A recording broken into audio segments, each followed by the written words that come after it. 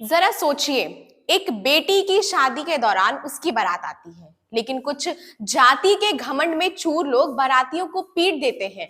कसूर सिर्फ इतना है कि वह परिवार जिसकी बेटी की शादी है वह गरीब है।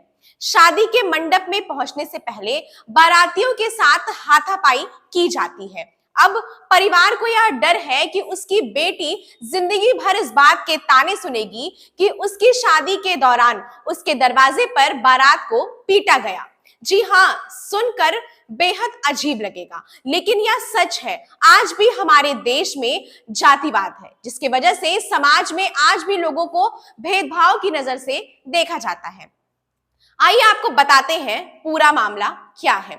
नमस्कार, बेधड़क खबर देखना शुरू कर चुके हैं आप, और मैं हूं आपके साथ सौम्या। मुजफ्फरनगर के भोखर हेड़ी गांव में रहने वाले संजीव की शादी मेरठ के कालिंदी गांव में रहने वाली सोनिया से तय हुई। शनिवार को संजीव बारात लेकर सरधना के कालिंदी गांव पहुंचे। बारात गांव के बाहर रोकी गई। बारातियों की बस और कारें गांव पहुंच रही थी। गांव में ठाकुर बिरादरी के लोगों की स्कॉर्पियो को साइड देते समय बस से टक्कर हो गई। इसी बात पर कार में बैठे 5 युवक भड़क गए। पहले विवाद हुआ, फिर मारपीट शुरू हो गई। बारातियों ने उन्हें समझाया, फिर वह चले गए। लाठी डंडा लेकर दोबारा पहुंचे और बारातियों पर हमला कर दिया। महिलाओं को पीटा, उनके साथ छेड़छाड़ की। दूल्हे के भाई संदीप का सिर तक फोड़ दिया। दूल्हे के साथ मारपीट कर उसकी सोने की अंगूठी, ब्रेसलेट और कैश भी लूट लिया। डर कर बारात लौटने लगी, तभी पुलिस मौके पर पहुंच गई। पीछे से दुल्हन पक्ष के लोग भी वहां पहुंच गए। किसी तरह बारातियों को शांत कराया गया। फिर पुलिस की पहरेदारी में शादी संपन्न हुई। देर रात पुलिस ने 4 लोगों पर मुकदमा दर्ज किया है। रविवार को तरुण सिंह और छोटू सिंह को अरेस्ट कर जेल भेज दिया गया है।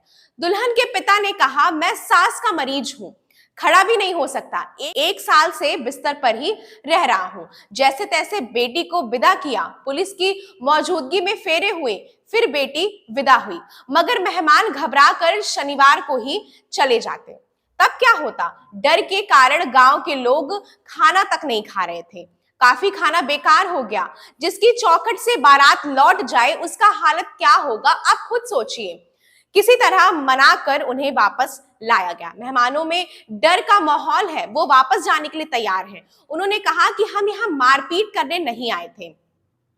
वो कह रहे थे कि यहाँ मरने के लिए नहीं आए हैं, शादी करने आए हैं। गांव में दलित बिरादरी के लोग कैमरा पर कुछ भी बोलने को तैयार नहीं है। वह सिर्फ यही कहते हैं कि गांव में ऊंची जाति के लोग बहुत दबंग हैं, हमें दबाकर रखना चाहते हैं। उनसे हमारी खुशियां, हमारी तरक्की बर्दाश्त नहीं होती। वे चाहते हैं कि जैसे सालों पहले उनके बुजुर्गों ने हमें दबाकर रखा, वैसे ही अब वो भी करें।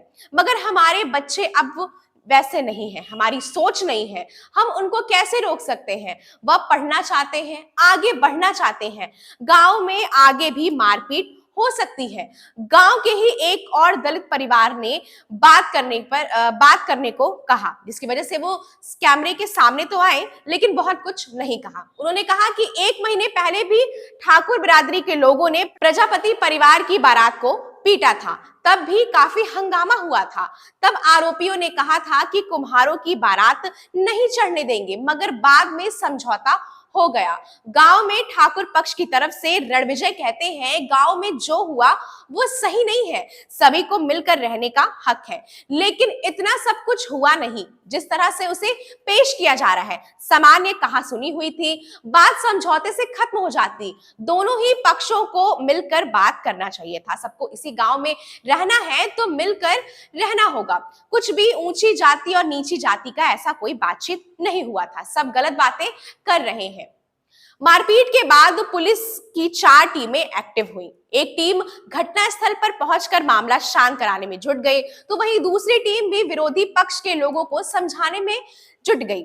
तीसरी टीम ने फौरन शादी की पूरी जिम्मेदारी संभालते हुए दूल्हे और उसके परिजनों को मनाया। चौथी टीम ने बारात और शादी की जिम्मेदारी संभालते हुए बारात तक पुलिस शादी समारोह में खड़ी रही। फोर्स की मौजूदगी में शादी पूरी हुई। रात भर गांव में फोर्स तैनात रही। सुबह विदाई के बाद फोर्स गांव से हटी। पुलिस ने लड़की के भाई की शिकायत पर अजय, सचिन उर्फ काला, छोटू उर्फ निशांत और तरुण पर केस दर्ज किया है। 2 आरोपियों को पुलिस अरेस्ट कर चुकी है, 2 की तलाश जारी है। दलितों के साथ हुए इस अन्याय को लेकर आप क्या कहेंगे, हमें अपनी राय जरूर बताएं। ऐसी तमाम सारी खबरें देखने के लिए बने रहें बेधड़क खबर के साथ। धन्यवाद।